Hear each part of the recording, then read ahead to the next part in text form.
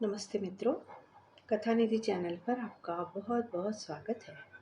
हमारी आज की कहानी है उलझन। कहानी शुरू करने से पहले एक रिक्वेस्ट, अगर आप मेरे चैनल पर नए हैं और चैनल को सब्सक्राइब नहीं कर पाए हैं तो कृपया कर लीजिएगा, और कहानी पसंद आए तो शेयर भी कीजिएगा अपने दोस्तों के साथ जिन्हें कहानी सुनने में इंटरेस्ट हो। तो चलिए कहानी शुरू करते हैं। सुबोध की चिट्ठी हाथ में फड़फड़ा उठी। कॉफी का सारा मज़ा किरकिरा हो गया। होली के लिए मिठाइयाँ और नमकीन बनाने में दोपहर गुजर चुकी थी। बच्चे और बच्चों के पिता घर लौटने में थे। उनके लौटने से पहले कॉफ़ी पीकर थकान मिटाकर वो खुद को तरोताज़ा बना लेनी चाहती थी, मगर हाथ में सुबोध की चिट्ठी फड़फड़ा रही थी और उसके कॉफ़ी का सारा मज़ा किरकिरा हो गया था। कॉफ़ी के प्याले की ओर देखकर उसने एक ठंडी उसास भरी। आंखें घड़ी से टकराई। अभी भी उसके पास कुछ समय बचा था। उसने छोटी कुर्सी को अपने सामने की ओर खींच लिया। दुखती टांगे उस पर टिकाकर निढाल सी होकर आंखें मूंदे अधलेटी सी बैठ गई। पर मन कहाँ ठहरता था। वह तो दौड़कर भूतकाल की बालू में यादों के घरौंदे बना रहा था, मिटा रहा था। एक ऐसी दोपहर थी, हाथ में कोई नई पत्रिका लिए वह सुस्ता रही थी कि तभी फोन की घंटी बजी। उसने चिढ़कर फोन हाथ में उठा लिया।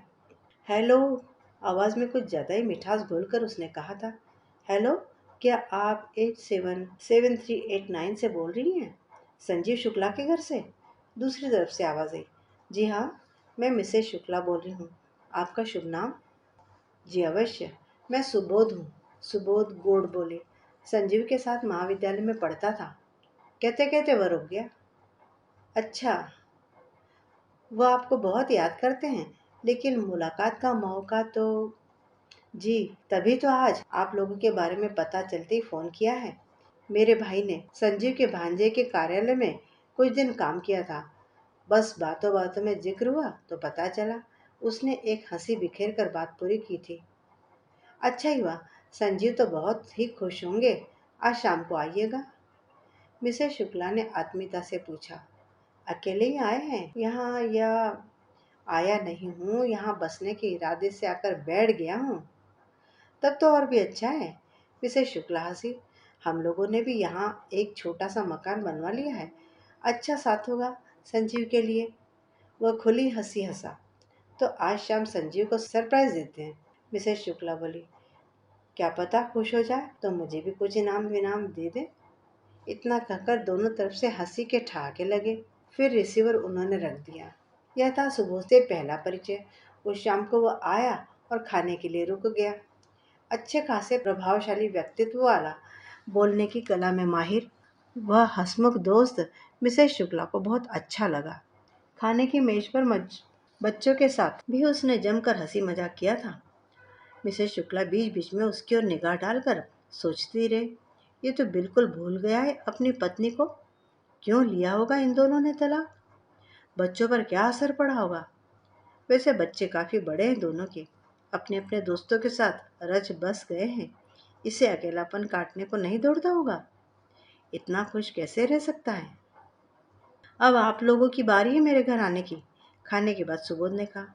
अब बारी वारी छोड़ यार, संजीव बोला। अकेला आदमी है तू, कभी भी कहीं आ जा सकता है। हमारी तरह। मिसेस शुक्ला ने बीच में कहा।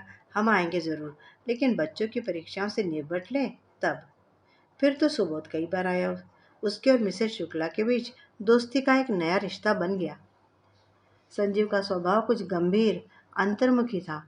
बातूनी और चहचहाती मिसेस शुक्ला को गप्पे लड़ाने के लिए अच्छा साथी मिल गया था। सुबोध का घर बनकर तैयार हो गया था तो उसने बड़ी धूमधाम से गृह प्रवेश का उत्सव मनाया। लेकिन तब भी मिसेस शुक्ला नहीं जा पाई थी। उन दिनों वह अपनी बहन के घर उसकी बीमारी में सहायता करने गई हुई थी। संजीव ही बच्चों के साथ सुबोध के गया था। मिसेस शुक्ला के आने के बाद सुबोध के घर के बारे में उन्होंने पूछताछ भी की थी, जिसका संजीव ने कुछ ऐसे शब्दों में जवाब दिया था। अब घर जैसा घर है भाई, कमरे बड़े बड़े हैं। घर की सुंदरता नापना या उसे सराहना तुम्हारा काम है। भाग्यवान मैं तो सिर्फ इतना जानता हूँ कि मेरे लिए मेरा ही घर सबसे बढ़िया है, जहाँ तुम हो, जहाँ बच्चे हैं। कितना विश्वास भरा था संजीव के मन में अपनी गृहस्थी की खुशहाली के प्रति। एक दिन सुबोध के विशेष आग्रह पर मिसेस शुक्ला और बाकी सब लोग उसके घर खाने पर गए। मिसेस शुक्ला ने सुबोध का भव्य सुंदर घर देखा। उस दिन उन्हें खूब झुंझलाहट आई थी। ऊपर से हंसकर बतियाती हुई मिसेस शुक्ला का अंतर्मन रो रहा था कि क्यों मैं ऐसा सुंदर घर नहीं बना सकती। मेरे पास सौंदर्य दृष्टि है, घर को संवारने और सजाने की क्षमता है, पर मेरे पास किस्तों में कीमत चुकाकर कई वर्षों बाद जिसे अपना कह सकूंगी, ऐसा छोटा सा ही घर है। उसकी शोभा बढ़ाने के लिए ना तो सुंदर देशी विदेशी चीजें हैं, ना ही कीमती कालीन और ना ही महंगे पर्दे। और एक वह है सुबोध की पत्नी। ऐसा घर बनाने वाला, इतना हंसमुख, देश विदेश घुमा सके, ऐसा पति मिला था। मूर्ख होगी, तभी तो यह सब छोड़कर चली गई। तुम तो मेरे घर हो ही नहीं भाभी जी, अचानक सुबोध ने टोका। क्या मतलब? यही तो हूँ। मन यहाँ नहीं है। शायद तुम मेरे घर की किसी कमी के बारे में सोच रही हो। मैं भी कैसा हूँ, बात बात में सीधा तुम पर उतर आया। सॉरी। तो क्या हुआ? कहकर संजीव हंसने लगा। मुझे तुम कह सकते हो। जितना संजीव तुम्हारा दोस्त है, उतनी मैं भी तुम्हारी भाभी हूँ ना। मिसेस शुक्ला हंसती हुई बोली थी।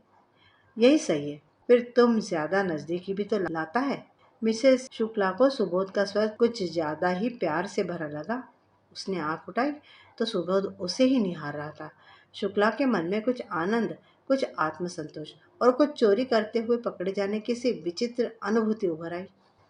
तब से शब्दों से नहीं, आंखों से सुबोध उसके लिए अपना प्यार जताता रहा था। मिसेस शुक्ला का मन ऐसे क्षणों में महक उठता। इतने अच्छे पुरुष की प्रिय सखी बनने की योग्यता उसमें है, यही सोचकर उसका चेहरा खिलखिला जाता। सुबोध की अनुपस्थिति में वह एक झटके के साथ अपनी दुनिया में लौट आती। छोटा सा घर, मन की आकांक्षाओं की पूर्ति के लिए धन की हमेशा खलने वाली कमी, रिश्तेदारों के कारण गंवाने पड़े घूमने फिरने और मौज मस्ती के मौके।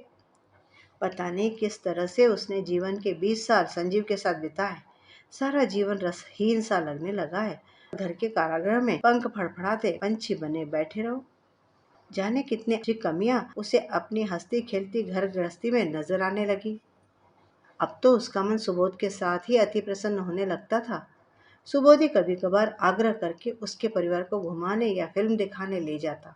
सुबोध हंस हंस कर बोलता रहता। बच्चे भी खुश हो जाते। कभी कभी उसके बच्चों के बारे में मिसेस शुक्ला की बात होती। शायद दिवाली या होली पर वो कभी सुबोध के घर आते होंगे, पर उसके बच्चों से कभी मुलाकात नहीं हो पाई। एक दिन मिसेस शुक्ला ने संजीव से पूछा, सुबोध की पत्नी कैसी है? कैसी थी मतलब? हम सब दोस्त सुबोध की शादी में गए थे। हमारी उम्र का तो है वो। उसकी शादी बड़ी जल्दी कर दी गई थी, इसलिए बच्चों की चिंता से जल्दी ही मुक्त हो गया वो। संजीव ने मिसेस शुक्ला को आगे बताया। भाई हमें तो अच्छी लगी थी भाभी जी। वो इतना शर्मा रही थी कि बोलना वगैरह तो, हाँ, कुछ ज्यादा पढ़ी लिखी नहीं थी शायद। उम्र भी तो कम ही रही होगी तब उनकी। शायद इसी कारण पति पत्नी का मन मुटाव हुआ होगा। मिसेस शुक्ला ने कहा। अनपढ़ों के साथ निभाना बड़ा कठिन होता है, खास तौर पर अनपढ़ औरतों से। उनका इशारा अपनी सास और जेठानी की तरफ भी था। संजीव गंभीर हो गया। फिर बोला, दुनिया में शिक्षा ही सब कुछ नहीं है भाग्यवान। कई सुशिक्षितों का बर्ताव अनपढ़ों से भी गया गुजरा होता है। असल में प्यार, विश्वास, निष्ठा जैसे गुणों का साथ बहुत जरूरी है। रही बात अनपढ़ औरतों से निभाने की, तो अगर पढ़े लिखे लोग उनकी कमियों को समझकर कुछ प्यार से, कुछ समझदारी से काम न ले, तो उनका यह पढ़ना लिखना किस काम का? सुनकर मिसेस शुक्ला चकित हो गई थी। संजीव इतना तो कभी बोलता नहीं था। शुक्ला ने जवाब नहीं दिया, पर उनके मन पर संजीव की बात का कुछ खास असर भी नहीं हुआ। पता नहीं दुनिया में ऐसी बेढंगी जोड़ियां क्यों दिखाई देती है। जैसे उसके ससुर ममता से भरे हुए, पर सास ठीक उलट, अड़ियल और गुस्सैल। उसके जेठ कितने समझदार और जेठानी छोटी छोटी बातों का बुरा मानकर मुंह फुलाने वाली। सुबोध इतना अच्छा कि किसी भी स्त्री को आकर्षित कर सके, पर उसकी पत्नी गंवार और फूहड़। यही सारे सवाल मिसेस शुक्ला के अंतर मन में घूम रहे थे। उसे वह दिन भी अच्छी तरह याद है जब अचानक ही संजीव सुबोध को खाने पर ले आया था। सुबोध कुछ अनमना सा लगा था उस दिन। खाने पर भी हमेशा की तरह खुशी भरा माहौल नहीं था। बच्चे खाना खाकर अपने अपने कमरे में चले गए थे।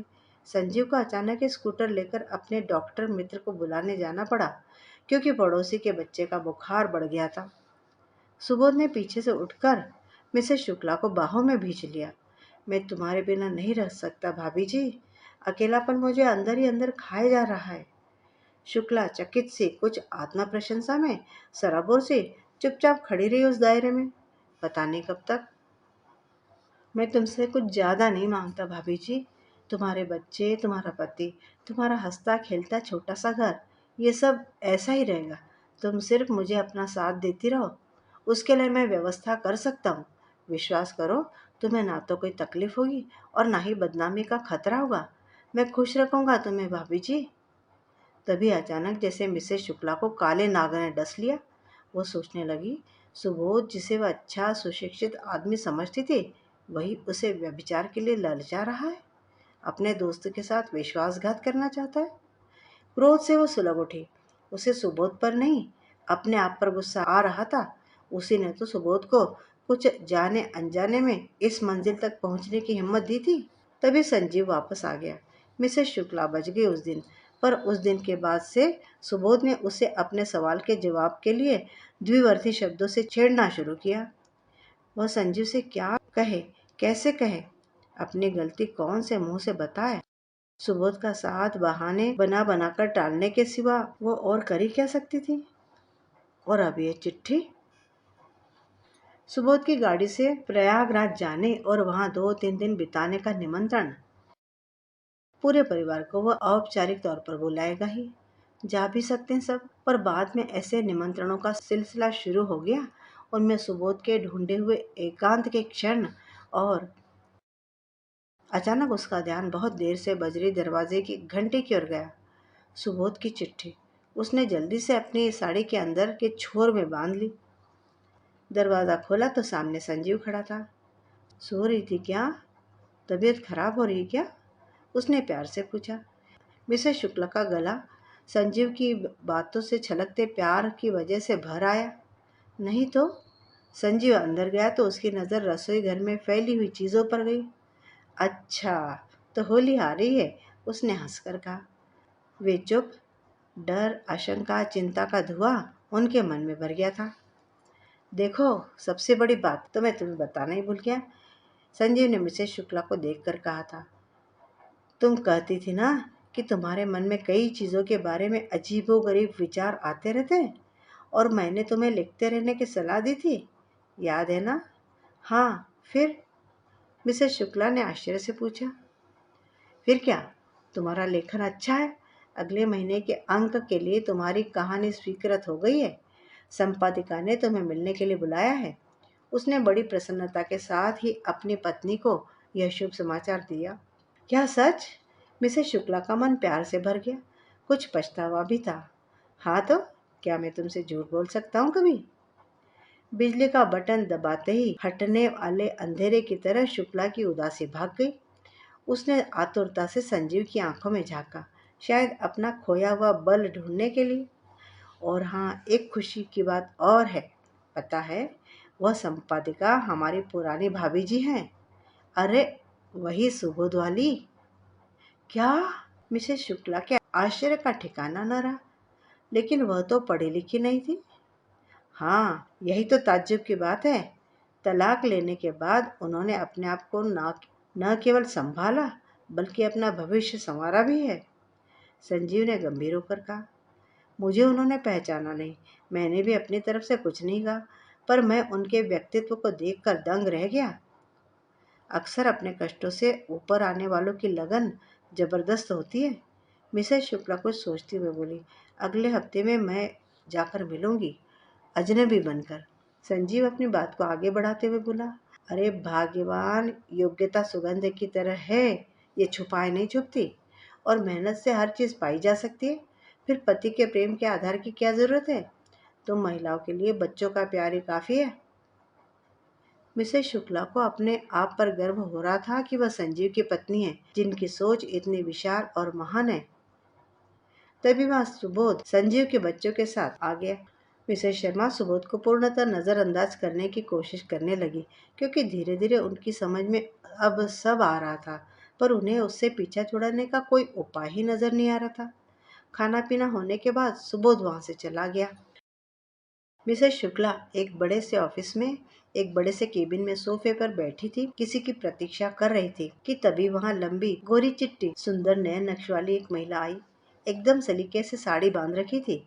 उन्होंने आते ही कहा, नमस्कार मिसेस शुक्ला, आप कैसी है? मैं प्रतिभा, यहाँ की संपादिका।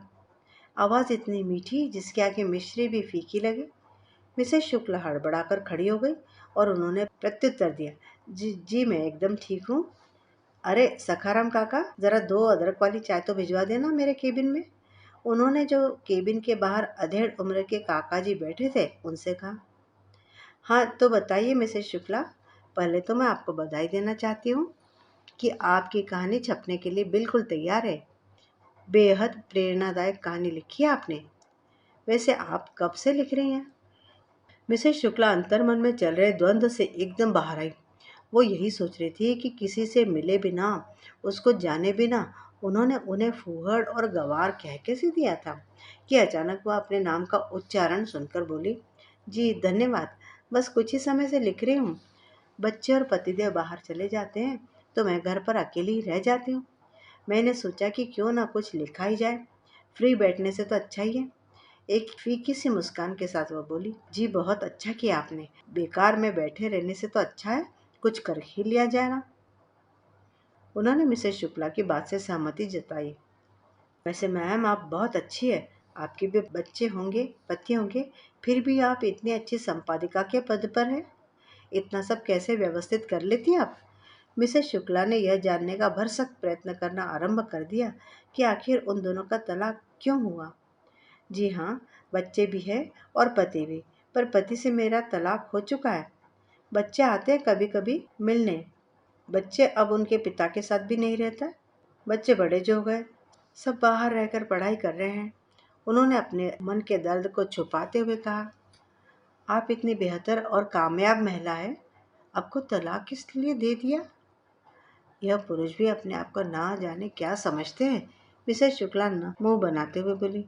इस बात पर प्रतिभाजी ने एक लंबी गहरी सांस खींचते हुए कहा, जिंदगी में चलते चलते मैं कितना थक गई हूँ।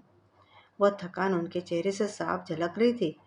वह आगे बोली, मैं इतनी कामयाब नहीं थी, ना ही सफल थी। मैं तो एक अनपढ़ गंवार देहाती लड़की थी जब मेरी शादी हुई थी, पर इसी चीज का फायदा मेरे पति ने हर बार उठाया। अलग अलग महिलाओं से उन्होंने अनैतिक संबंध स्थापित किए। मैं देखती रही और घुट घुट कर जीती रही, शायद बच्चों की खातिर। पर एक दिन मेरे धैर्य ने मेरा साथ छोड़ दिया। मुझे अच्छे से याद है, उस दिन वह एक महिला को लेकर घर आ गए। मैंने कहा, बच्चे हैं, उन पर गलत असर पड़ेगा। इस बात पर उन्होंने मुझे बहुत मारा और अपने घर से निकाल दिया। मैं अनाथ लड़की दर दर की ठोकरें खाने को मजबूर हो गई। मैं यही सोच रही थी कि मैं कहाँ जाऊँ अब।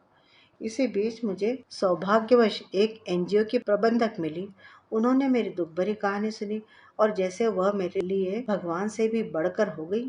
उन्होंने मुझे पढ़ाया लिखाया और इस काबिल बनाया कि मैं यहाँ तक पहुँच जाऊँ। वह मेरी माँ है, जन्म तो नहीं दिया पर कर्म से ही सही मैं उनकी बेटी हूँ। बस यही है मेरी कहानी। अनजान शहर, अनजान लोग, उस आदमी ने एक बार भी नहीं सोचा कि मैं क्या करूँगी, कहाँ जाऊँगी। खाने तक के पैसे नहीं थे मेरे पास में। मैं उस आदमी को जिंदगी भर माफ नहीं करूँगी। बातों बातों में यह भी सामने आ गया कि वह सुबोध की पत्नी है और मिसेस शुक्ला संजीव की पत्नी। सुबोध की पत्नी ने कहा, आजकल वह कहाँ पर है? मुझे नहीं पता। मिसेस शुक्ला ने उन्हें बताया भी नहीं कि वह उन्हीं के शहर में रह रहे हैं, उन्हीं के घर के पास। सारी बातचीत होने के बाद वह वहां से चल दी। उनके अंतर्मन में जितने भी सवाल चल रहे थे, सबका जवाब मिल चुका था। जिसको उन्होंने प्यार का देवता समझा था, वह तो वासना का पुजारी निकला। उनके अंदर जो उलझन बनी हुई थी, वह अब दूर हो चुकी थी। मिसेस शुक्ला ये समझ चुकी थी कि दुनिया में हर आदमी के 2 चेहरे होते हैं, जैसे कि हाथी के दांत खाने के और दूसरों को दिखाने के। अलग अलग होते हैं। एक पाप जो उनसे अनजाने में ही सही पर हो सकता था, उन सब से ईश्वर ने ही उन्हें बचा लिया। प्रतिभा के लिए कितनी भी गलत धारणा उनके दिमाग में थी, सब की सब निकल चुकी थी। और वह यही सोच रही थी कि जिस महिला ने इतनी परेशानियां उठाकर इतना अच्छा मुकाम हासिल कर लिया, वही असल जिंदगी में सच्ची नायिका है। मिसेस शुक्ला घर पहुंची थी कि उन्होंने देखा सुबोध संजीव और उसके बच्चों के साथ बैठा कैरम खेल रहा है। सुबोध ने मिसेस शुक्ला को देखते हुए कहा, अरे आ गई आप भाभी जी, हम आप ही के इंतजार में बैठे थे। अब आप आ गई तो चाय भी पिला दीजिए। मिसेस शुक्ला उसे देखते ही अपना आपा खो देना चाहती थी, पर थोड़ा संभलते हुए, क्योंकि सामने संजीव भी थे, उन्होंने कुछ कहा नहीं, केवल इतना ही बोली, जी सुबोध भैया, अभी आप सभी के लिए चाय लेकर आती हूँ। मिसेस शुक्ला के मुंह से अपने लिए भैया शब्द सुनने के बाद सुबोध के तो जैसे तोते ही उड़ गए थे। वह हड़बड़ाकर जल्दी से उठा और जाने लगा। मिसेस शुक्ला ने उसे व्यंग भरे स्वर में कहा, क्या बात है भैया, आप तो चल दिए, चाय नहीं पियेंगे? उसने मिसेस शुक्ला की तरफ देखा और बड़े कटाक्ष भरे स्वर में बोला, नहीं, मुझे कोई काम याद आ गया। मिसेस शुक्ला के मुंह पर अपनी जीत की एक शानदार मुस्कान थी। उन्होंने न केवल अपने आप को बचा लिया, बल्कि अपने हंसते खेलते परिवार को उजड़ने से भी बचा लिया था। मित्रों, अभी आप सुन रहे थे कहानी उलझन। उम्मीद करती हूँ कि कहानी आपको पसंद आई होगी। अगर पसंद आई है तो कमेंट करके बताइएगा ज़रूर। और चैनल पे अगर नए हैं तो चैनल को सब्सक्राइब भी ज़रूर कर लीजिएगा। मिलती हूँ जल्दी ही एक और बढ़िया सी कहानी के साथ। तब तक विदा। आपका दिन शुभ हो।